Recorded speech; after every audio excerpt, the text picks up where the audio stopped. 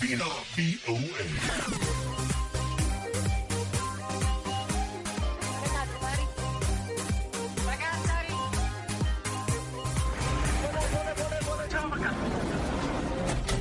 የባለ ብዙ ቀለም ሐሳቦች መናኸሪያ፣ ረጅም የአብሮነት ጎዳና ጋቢና ቪኦኤ የአዲሱ ትውልድ ድምፅ።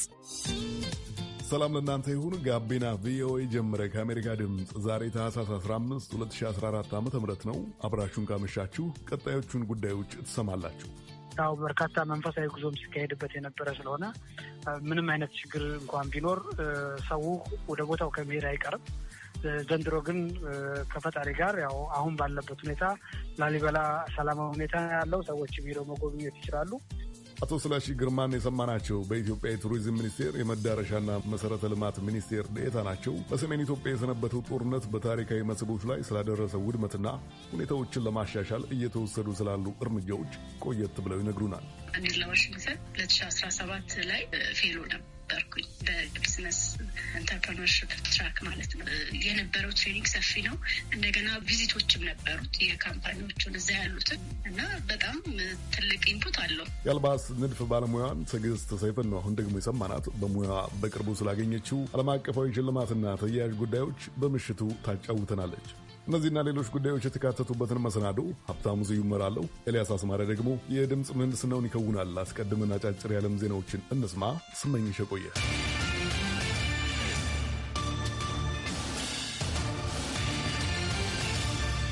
አመሰግናለሁ ሀብታሙ። በርካታዎቹ የዲሞክራቲክ ፓርቲ አባል የሆኑ 46 ሕግ አውጪ የምክር ቤት አባላት ትላንት ሰኞ ለፕሬዝዳንት ባይደን በጻፉት ደብዳቤ በአፍጋኒስታን እየተባባሰ ያለውን ሰብአዊ ቀውስ ትኩረትና ጊዜ ሰጥተው በአፋጣኝ እልባት እንዲሰጡ ታሳስበዋል። ሕግ አውጪዎች ባይደን በአፍጋኒስታን ላይ ተፈጻሚ በመሆን ላይ የሚገኘው ማዕቀብ እንዲላላ፣ ታሊባን አፍጋኒስታንን ከተቆጣጠረ በኋላ ዋሽንግተን በአፍጋኒስታን ማዕከላዊ ባንክ የውጭ መጠባበቂያ ገንዘብ ላይ የጣለችውን እገዳ በማንሳት በአስቸኳይ እንድትለቅ በደብዳቤያቸው መጠየቃቸው ተገልጿል። ዋይት ሀውስ ትላንት በሰጠው ምላሽ የተያዘውን ገንዘብ አስመልክቶ እጁ የታሰረ መሆኑን ገልጾ በአፍጋኒስታን የደረሰውን ሰብአዊ ቀውስ ለመርዳት ግን የምታደርገውን ጥረት ትቀጥላለች ብሏል። የተጣለውን ማዕቀብና በድንገት የተቋረጠው ዓለም አቀፉ ረድኤት ላለፉት 20 ዓመታት በውጭ እርዳታ ጥገኛ ሆኖ የቆየውን የአፍጋኒስታንን ምጣኔ ሀብት በእጅጉ የጎዳው መሆኑ ተመልክቷል። ዩናይትድ ስቴትስ የአፍጋኒስታንን መጠባበቂያ የምንዛሬ ክምችት የሆነውን $9.4 ቢሊዮን በመውረስ መያዟ ለአፍጋኒስታን ባንኮች ችግር መፍጠሩን፣ በሀገሪቱ ላለው የዋጋ ግሽበትም መባባስና የግል ቢዝነሶችንም በመጉዳት ምጣኔ ሀብቱ በከፍተኛ አደጋ ላይ እንዲወድቅ ማድረጉን የሕግ አውጪዎቹ በደብዳቤያቸው አመልክተዋል። የተባበሩት መንግስታት 40 ሚሊዮን ከሚሆነው የአፍጋኒስታን ሕዝብ ግማሽ ያክሉ ለከፍተኛ ረሃብ የተጋለጠ መሆኑን ሲያስታውቅ 1 ሚሊዮን የሚሆኑ ህጻናት በከፍተኛ የምግብ እጥረት በሞት አፋፍ ላይ የሚገኙ መሆናቸውን አመልክቷል። በዩናይትድ ስቴትስ ምክር ቤት ህንፃ ላይ እንደ አውሮፓውያን አቆጣጠር ጥር 6 2020 ዓ.ም በደረሰ የአመፅ ጥቃት ተሳታፊ በመሆን አንድ የፖሊስ ባልደረባ ላይ ጥቃት የፈጸመ አንድ ሰው ወደ 4 ዓመት የተቃረበ የ3 ዓመት ከ10 ወር እስር የተፈረደበት መሆኑ ተገልጿል። ውሳኔው የተላለፈበት ዴቪድ ቶምሰን የተባለው የ28 ዓመት ወጣት በጻፈው ደብዳቤ መጸጸቱን አስታውቋል። በወቅቱ ከሌሎቹ ባልደረቦቹ ጋር ሆኖ የምክር ቤቱን ህንፃ ሰብረው የገቡ ሰዎችን ለ2 ሰዓታት ያክል ይታገሉ በነበሩ ፖሊሶች ላይ ባደረሰው ጥቃት ይቅርታ መጠየቁ ተመልክቷል። ውሳኔውን የሰጡት የዩናይትድ ስቴትስ ከፍተኛ ፍርድ ቤት ዳኛ ሮይስ ላምበርዝ በዚያን ቀን በምክር ቤቱ የተፈጸመው ጥቃት በሀገራችን ባለው የህግ የበላይነት ላይ የተፈጸመ ጥቃት ነው ማለታቸውም ተዘግቧል። ሄይቲ ውስጥ ባለፈው ሳምንት በአንድ የነዳጅ ተሽከርካሪ ቦቴ ላይ በደረሰ የፍንዳታ አደጋ ቆስለው የነበሩ በርካታ ሰዎች በመሞታቸው በአደጋው የሞቱት ሰዎች ቁጥር ከ90 በላይ መድረሱን የሀገሪቱ ባለስልጣናት ትላንት ሰኞ ባወጡት መግለጫ አስታውቀዋል። አደጋው የደረሰባት የካብሄይቲ ከተማ ረዳት ከንቲባ አሁን ድረስ በአደጋው የሞቱትና ሊሞቱ የሚችሉትን ሰዎች ቁጥር አለመታወቁን ገልጸዋል። በርካታ ሰዎች ሆስፒታል እንደሚገኙም ተናግረዋል። ቀደም ሲል በተሰጠው መግለጫ 75 ሰዎች የሞቱ ሲሆን 47 የሚሆኑት ደግሞ ክፉኛ መቃጠላቸው ተነግሯል። አድማጮች ለሰዓቱ የያዝናቸው ዜናዎችን ይመስላሉ። አዘጋጆች ያቀረብኩላችሁ ስመኝሽ የቆየነኝ ከቀሪዎቹ የጋቢና ፕሮግራሞች ጋር መልካም ቆይታ።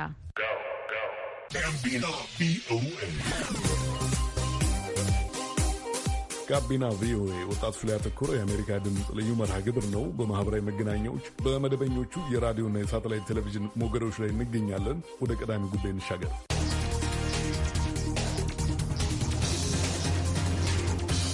በሰሜን ኢትዮጵያ የሰነበተው ጦርነት በርካታ የጎብኚ መዳረሻዎችን መጉዳቱ እየተነገረ ነው። ይሄ ቢሆንም የኢትዮጵያ መንግስት ጎብኚዎች ዳግም ወደ ስፍራዎች እንዲያመሩ የሚያበረታቱ ስራዎችን መጀመሩ ተሰምተዋል። ይሄ ቢሆንም ግን የስፍራዎቹ ወቅታዊ የደህንነት ሁኔታ ግን አጠያቂ መሆኑ አልቀረም። በተያያዥ ጉዳዮች ላይ ማብራሪያ ለማግኘት አመሻሹን አቶ ስለሺ ግርማን በስልክ አግኝቻችኋለሁ። አቶ ስለሺ በቱሪዝም ሚኒስቴር የመዳረሻና መሰረተ ልማት ሚኒስትር ዴኤታ ናቸው። አስቀድመው ጦርነቱ ስለተዋቸው ውድመቶች ያብራሩልናል። በአሁኑ ሰዓት እስካሁን ድረስ የተወሰኑ መረጃዎችን ለማሰባሰብ ሞክረናል። በርካታ ቅርሶች ለምሳሌ በትግራይ የአልነጃሽ መስጂድን ጨምሮ በበርካታ ቅርሶች ላይ ውድመት ደርሰዋል። በአማራ ክልል በጨጨሆ መድኃኔዓለም፣ በደቡብ ጎንደር በሚገኙ የተለያዩ አብያተ ክርስቲያናት፣ በወሎ፣ በሰሜን ወሎ፣ በደቡብ ወሎ በርካታ ቅርሶች ላይ የደረሰ ጉዳት አለ። በተለይ የሃይማኖት ተቋማት ላይም ጭምር። በመሰረተ ልማቱ ስናይ ላሊበላ ኤርፖርት ጉዳት ደርሶበታል። የአክሱም ኤርፖርት ጉዳት ደርሶበታል። በአንዳንድ ቦታዎች ላይ ለቱሪዝሙ ይጠቀሙባቸው የነበሩ መንገዶችም ጭምር የተጎዱ አሉ። ቱሪስቶች ከመጡ በኋላ ያርፉባቸው ይመገቡባቸው የነበሩ ሆቴሎች፣ ሎጆች፣ ሪዞርቶችና ሬስቶራንቶችም ጭምር ጉዳት ደርሶባቸዋል። የደረሰው ጠቅለል ያለ ጉዳት በአጠቃላይ በቱሪዝም ዘርፉ ላይም ጉዳቱ ምን ይመስላል? ጉዳቱ ምን ይሆናል? ጉዳቱ እጅግ በጣም ከፍተኛ ነው። እንግዲህ በሁለት መልኩ ሊታይ ይችላል።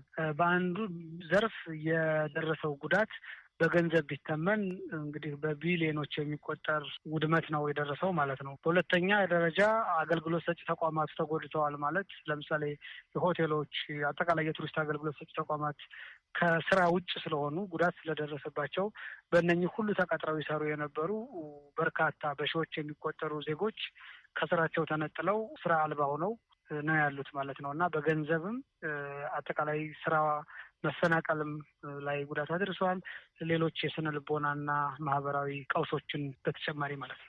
በትግራይ ኃይሎች ስር ከነበሩት ከተሞች መካከል አንዷ የብዙ ቅርሶች መናኸሪያ የነበረችው የላሊበላ ከተማ ነበረች። የላሊበላ ከተማ ከሰሞኑ ተለቃለች። የኢትዮጵያ መንግስት ባለስልጣናት ጎብኚዎች ገናን በከተማዋ እንዲያከብሩ ጥሪ እያቀረቡ ነው። ከተማዋ ገና ከጦርነት እንደመላቀቋ ጎብኚዎችን የማስተናገድ አቅሟ ምን ያክል ነው? የደህንነት ሁኔታ ውስጥ ያን ያህል የሚያስተማምን ነው ወይ?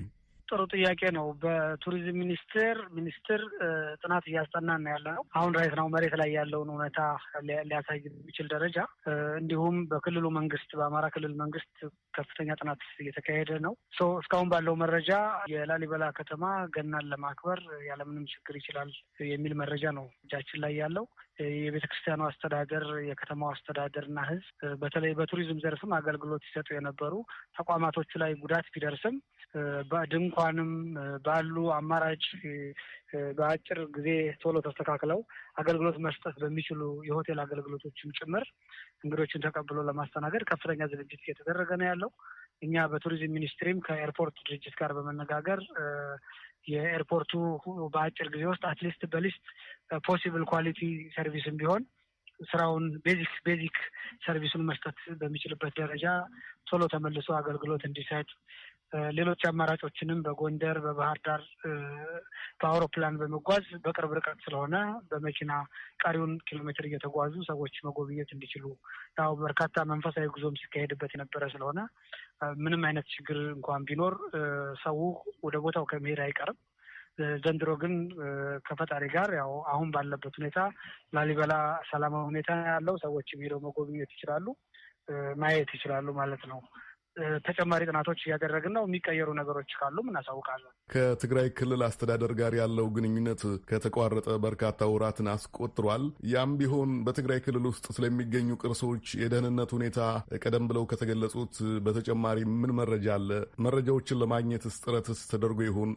ያ በእኛ በኩል በቱሪዝም ሚኒስቴር በተለይ በተጠሪ ተቋማችን የቅርስ ጥበቃ ባለስልጣን በኩል አክሰስ ማድረግ በሚችሉት በአንድ ወቅት በጦርነቱ መሀል መረጃ ማግኘት የሚቻልበት ጊዜ ስለነበር በዛን ጊዜ ድረስ የነበሩ መረጃዎች ተሰብስበዋል። ቅድም ስጠቅሳቸው የነበሩት የነ አልነጃሽ አክሱም አካባቢ የደረሱ ወደ ገራልታ አካባቢ የደረሱ የተወሰኑ ጉዳቶች ዝርዝር እጃችን ላይ ያለ መረጃው። ነገር ግን አጠቃላይ በክልሉ ቅርሶች ላይ የደረሰውን ዝርዝር ጉዳይ በሚመለከት ተጨማሪ ጥናት ካላጠናን በቀር ከሁለተኛው ዙር በነበረው የሰላም እጦትና ጦርነት መረጃዎችን ማግኘት አልቻልንም ማለት ነው። የመጨረሻው ጥያቄ ወጣቶችን የሚመለከት ነው። የበርካታ ወጣቶች የእንጀራ ምንጭ ነው ይሄ የቱሪዝሙ መስክ። ጦርነቱ በፈጠረው ውድመት ምክንያት ያለ ስራ የቀሩ ወጣቶችን ዳግም ወደ ስራ ለመመለስ ታሰቡ መላዎች ይኖሩ ይሆን? አሉ። በርካታ የታሰቡ ጉዳዮች አሉ። እንደምታውቀው በአሁኑ ሰዓት እስከዛሬ ቀን ድረስ አብዛኛው ሰው ከአካባቢው ተፈናቅሎ ወደ ቦታው አልተመለሰም። ስለዚህ የመጀመሪያው ነገር የሚሆነው በየአካባቢው ያው የመንግስት ኃላፊዎች የነበሩ ወደ ቦታው እንዲመለሱ ይደረጋል። እሱን ተከትሎ አገልግሎት ሰጪ ተቋማት ላይ ይሰሩ የነበሩ የቱሪዝም ሰራተኞች እና ሌሎቹም ጭምር ወደ ቀያቸው እንዲመለሱ ማድረግ የመጀመሪያው ስራ ነው። ሰው ከተመለሱ በኋላ ወደ ቀድሞ ስራቸው አገልግሎት መስጠት እንዲጀምሩ አስፈላጊ የሆኑ ስልጠናዎች፣ የሳይኮሎጂካል ማበረታቻዎች፣ በተመሳሳይ አስፈላጊ ግብአቶችን ሁሉ አሟልተን የቱሪዝም ዘርፍ ቶሎ እንዲያንሰራራና ለሀገር ኢኮኖሚም ለአካባቢው ማህበረሰብም አስተዋጽኦ እንዲያበረክት ከፍተኛ ጥረት ለማድረግ እንግዲህ ብዙ ስራዎችን እየሰራን ነው። ግራውንድ ላይ በቱሪዝም ሚኒስትሪ በርካታ ነገሮችን ፕላን አድርገናል። ኦልሬዲ ከክልሎች ጋርም ግንኙነት ጀምረናል።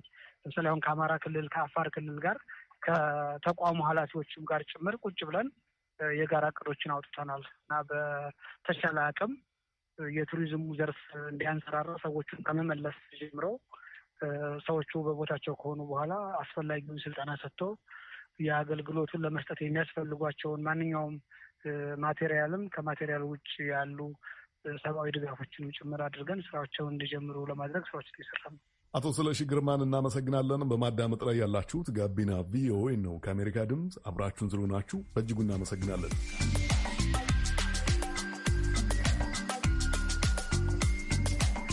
ዲዛይነር ትዕግስት ሰይፈ ሩት ኢን ስታይል የተሰኘ ከቆዳ ምርቶች የተሰሩ ቦርሳዎችን ለዓለም ገበያ የሚያቀርብ ተቋምን መስራችና ኃላፊም ናት።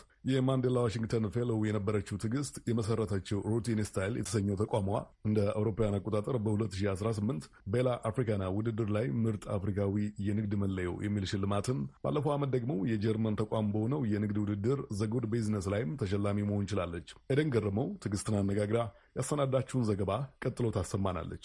ሩት ኢን ስታይል ኢትዮጵያ ውስጥ ካሉና በቆዳ ምርት ላይ ከተሰማሩ ተቋሞች መካከል አንዱ ነው። ንጹህ ከቆዳ የተሰሩና ጥራት ያላቸውን ምርቶችም ለሀገር ውስጥና ለዓለም አቀፍ ገበያ ማቅረብ ከጀመረ 5 ዓመት ሆኖታል። የሩት ኢን ስታይል ተቋም መስራችና ዲዛይነር ትዕግስት ሰይፈ ወደዚህ ስራ እንዴት እንደገባች እንዴት አስረዳለች። ባክግራውንዴ ከቅጥር ስለሆነ የመጣሁት መጀመሪያ አካውንቲንግን ባክግራውንድ አለኝ። የኮምፒውተር ሳይንስም በማኔጅመንት ኢንፎርሜሽን ሲስተም ዲግሪ ያለኝ፣ ማስተርስ ደግሞ ማርኬቲንግ ላይ ነው የሰራሁት እና ሩት ኢን ስታይል ከመጀመሪያ በፊት በአይቲውም እንደገና በኳሊቲ ማኔጅመንት ኮንሰልቲንግ ላይ ተቀጥሬ ይሰራ ነበረ። የተወሰነ አመት ለዛ ሰርቻለሁኝ። መጀመሪያ ወደ ቤተሰብ ቢዝነስ ነው የገባሁት። ወንድሜ የከፈተው ቢዝነስ ነበር። እሱን ማኔጅ በማድረግ ነው የጀመርኩት።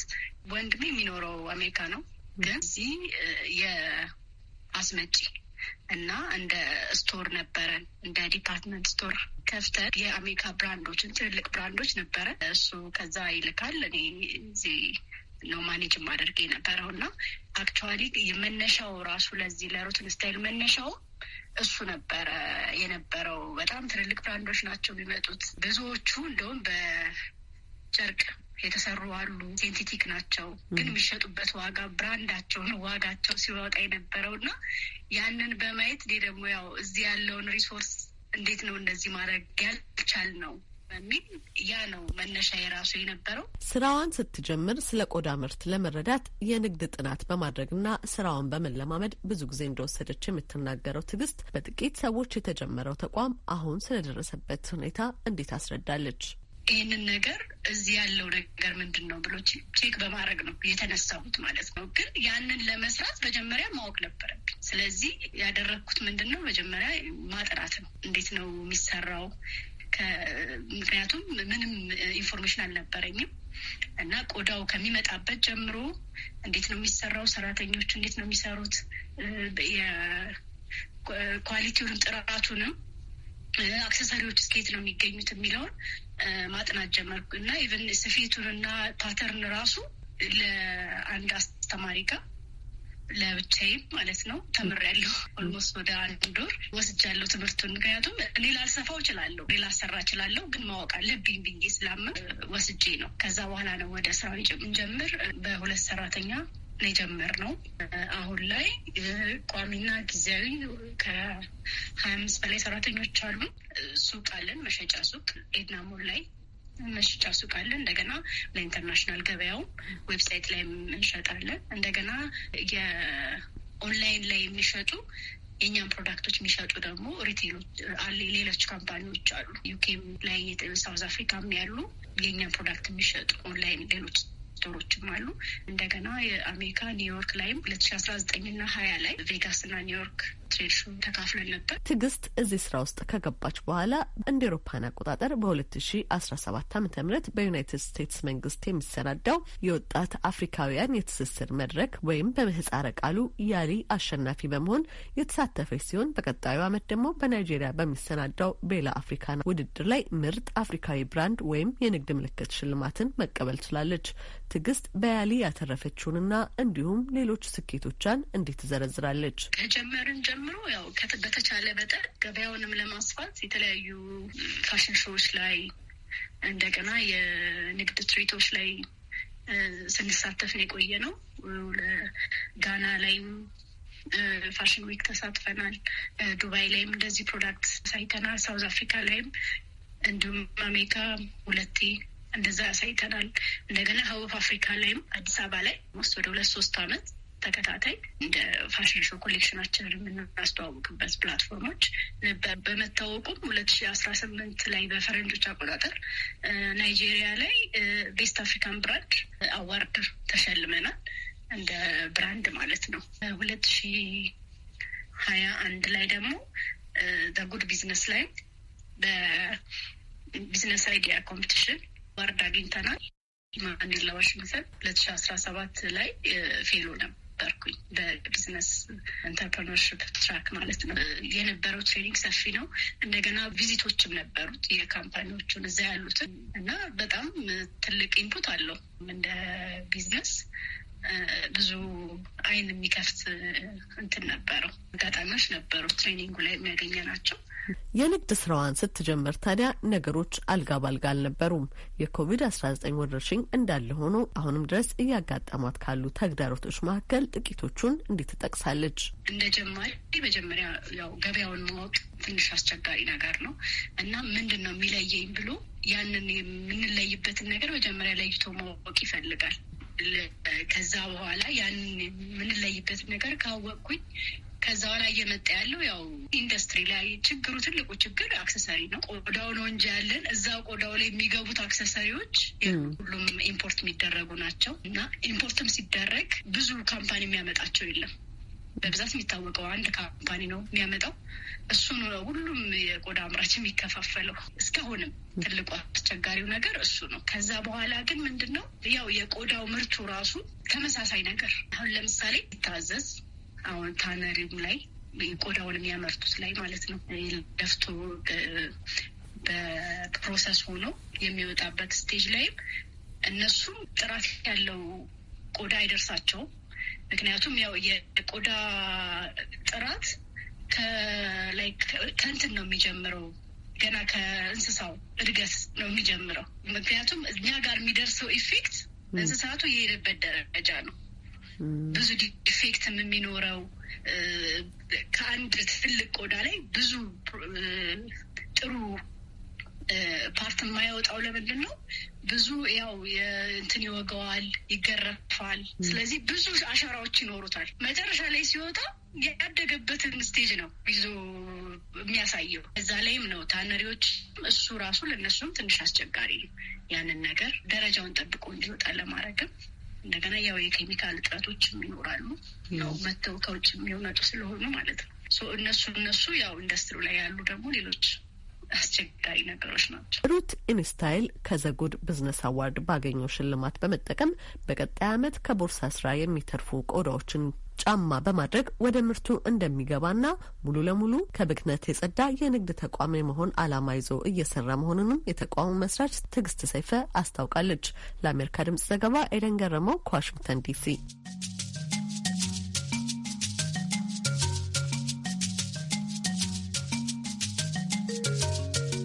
አዲሱ የኮሮና ቫይረስ ዝርያ በዓለም ላይ ታይቶ በማይታወቅ ፍጥነት እየተሰራጨ ነው ሲል የዓለም ጤና ድርጅት አስጠንቅቋል። በተለይ የኮቪድ-19 መከላከያ ክትባት ስርጭት በአፍሪካ ዝቅተኛ መሆኑ ችግሩን የበለጠ እንደሚያባብሰው የጤና ባለሙያዎች ያስጠነቅቃሉ። ይህንን አስመልክቶ ያነጋገርናቸው በደቡብ አፍሪካ የሕክምና ባለሙያዎች ፕሬዚደንት የሆኑትና አዲሱን የኮቪድ ቫይረስ ዝርያ ያገኙት ዶክተር አንጀሊና ኮቴዝ አፍሪካ ክትባቱን በእኩል ደረጃ አግኝታ ቫይረሱን መቆጣጠር ካልቻለች ቀሪው ዓለም ብቻውን ከስጋት ነፃ መሆን አይችልም ይላሉ። ስመኝሽ የቆየ ዶክተር ኮቴዝን ኦሚክሮን እያስከተለ ባለው ጉዳትና ተያያዥ ጉዳዮች ዙሪያ አነጋግራቸዋለች። ዶክተር አንጀሊክ ኮቴዝ ለአዲሱ የኮቪድ-19 ዝርያ ኦሚክሮን ለመነጋገር ፈቃደኛ ስለሆኑ አመሰግናለሁ። እንግዲህ እስካሁን ያለው መረጃ የሚያሳየው አዲሱ ዝርያ በከፍተኛ ሁኔታ የሚተላለፍ እንደሆነ ግን ከፍተኛ የህመም ስሜት እንደሌለው ነው። ያ ማለት የሚያሳስብ በሽታ አይደለም ማለት ነው?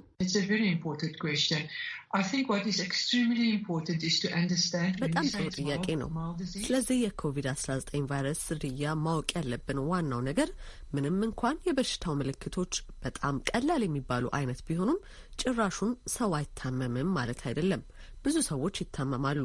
በተለይ ደግሞ ክትባት ያልወሰዱ ሰዎች መሰረታዊ የሆኑ 3 ምልክቶች ይኖሯቸዋል።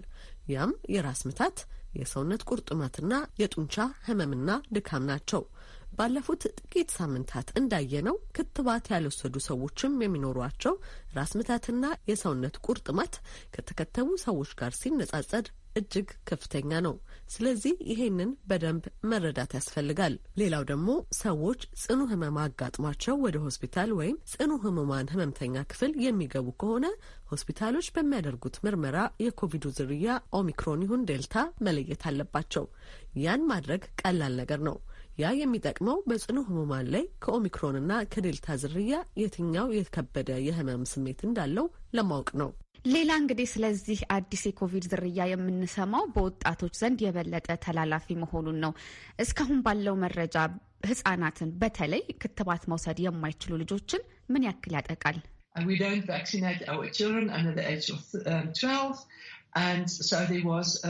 ልክ ነው። ከ12 ዓመት በታች ያሉ ልጆቻችን ገና እየተከተቡ አይደለም። እናም ልጆች የበለጠ እየታመሙና ሆስፒታሎች እየገቡ እንደሆኑ የሚያሳዩ ሪፖርቶችንም እናያለን።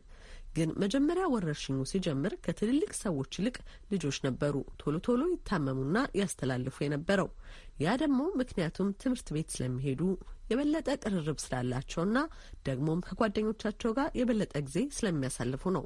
ከዛ ትምህርት ቤት ሲዘጋ ግን የሚታመሙ ልጆች ቁጥር በጣም ቀነሰ። ስለዚህም ጥያቄውን ለመመለስ በተለየ ሁኔታ ልጆችን የሚያጠቃ አይደለም። ሌላው ከዚህ አዲስ የኮቪድ ዝርያ ጋር ተያይዞ የሚነሳው የኮቪድ-19 ክትባት አስተማማኝነት ነው። አሁን በጥቅም ላይ የዋሉት ክትባቶች ኦሚክሮንን ለመከላከል ያላቸው ብቃት ምን ያክል ነው? ለምሳሌ በቅርቡ የወጣ ዜና የፋይዘር 2 ዙር ክትባት ብቻውን በቂ እንዳልሆነና የማበረታቻ ወይም ቡስተር ክትባቱን መውሰድ እንደሚያስፈልግ ይገልጻል። ልክ ነው?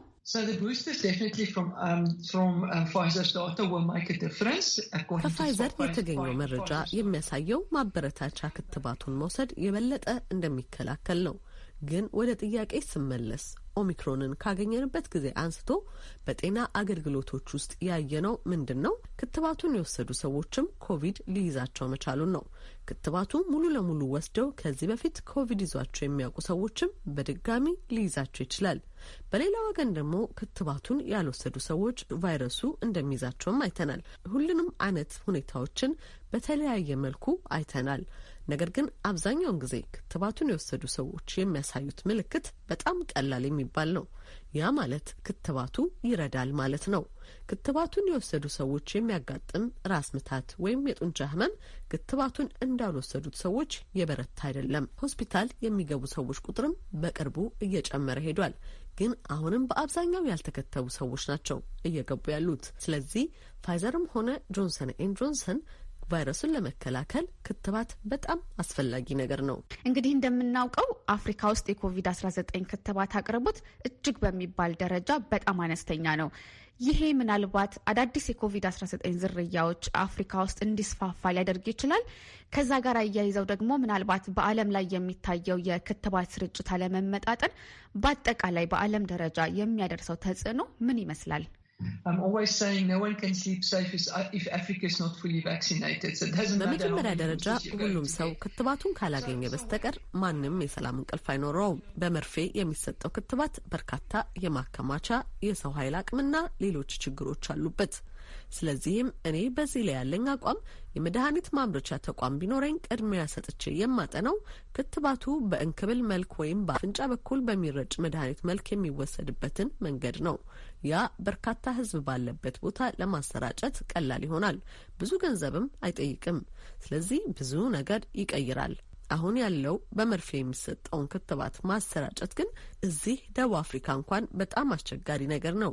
ይሄ ባደጉት ሀገራት ምናልባት ቀላል ሊሆን ይችላል። ዋናው ነገር ክትባቱ በአፍሪካ እስካልተዳረሰ ድረስ በየትኛውም መልኩ ድንበር ቢዘጋ፣ ጉዞ ቢከለከል ሌላው ዓለም በሰላም መተኛት አይችልም። የድንበር መዝጋትን ጉዳይ ካነሱ እንግዲህ ደቡብ አፍሪካ የኦሚክሮንን ዝርያ በማግኘትና ለዓለም በማሳወቅ ትልቁን ሚና ተጫውታለች። ግን ደግሞ ያንን ተከትሎ በደቡብ አፍሪካ ሀገሮች ላይ የተለያዩ የጉዞ ክልከላዎች ተጥለዋል። እርስዎ ይህንን የቫይረስ ዝርያ ለማግኘት ትልቁን ሚና ተጫውተዋልና ይህ የጉዞ ክልከላ ምን አይነት ስሜት ፈጠረቦት? የቫይረሱን ስርጭት ለመግታት እንደ ባለሙያ የሚመክሩትስ ምንድን ነው?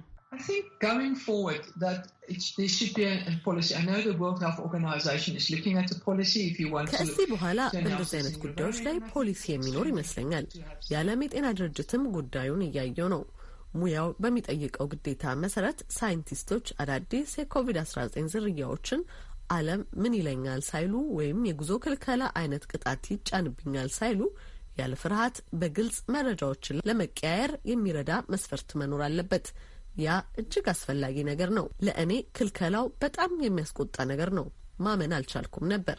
ድንበር ከመዝጋት በፊት ሰዎች እንዲከተቡ ማድረግ፣ መሰረታዊ የሆኑ ርቀትን መጠበቅ፣ የፊትና የአፍንጫ መሸፈኛ ጭንብሎችን መጠቀም፣ ሰዎች እንዳይሰበሰቡ የማድረግ የመሳሰሉት እርምጃዎች ናቸው መወሰድ ያለባቸው።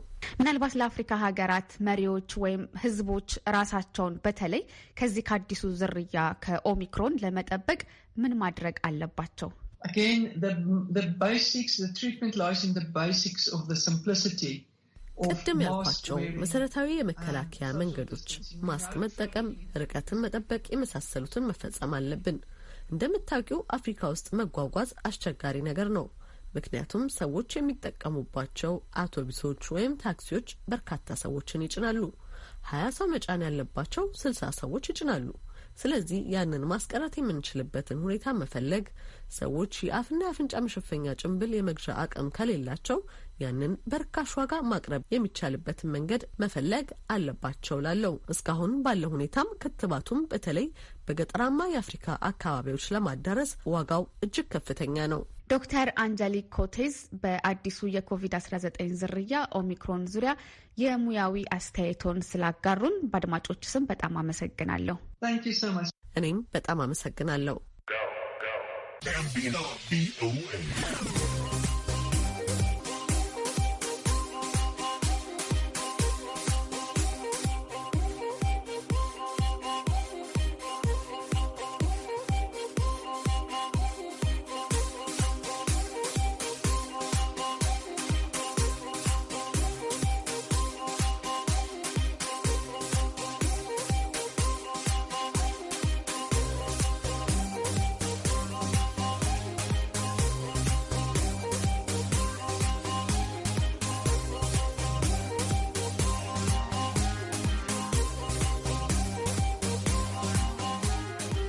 አብራችሁን ስላመሻችሁ በእጅጉ እናመሰግናለን። በመስተንግዶ ሀብታሙ ስዩም፣ በቅንብሩ ደግሞ ኤልያስ አስማረ። እስካሁን ድረስ አብረናችሁ ነበር። የነገ ሰው ይበለን። መልካም ምሽት።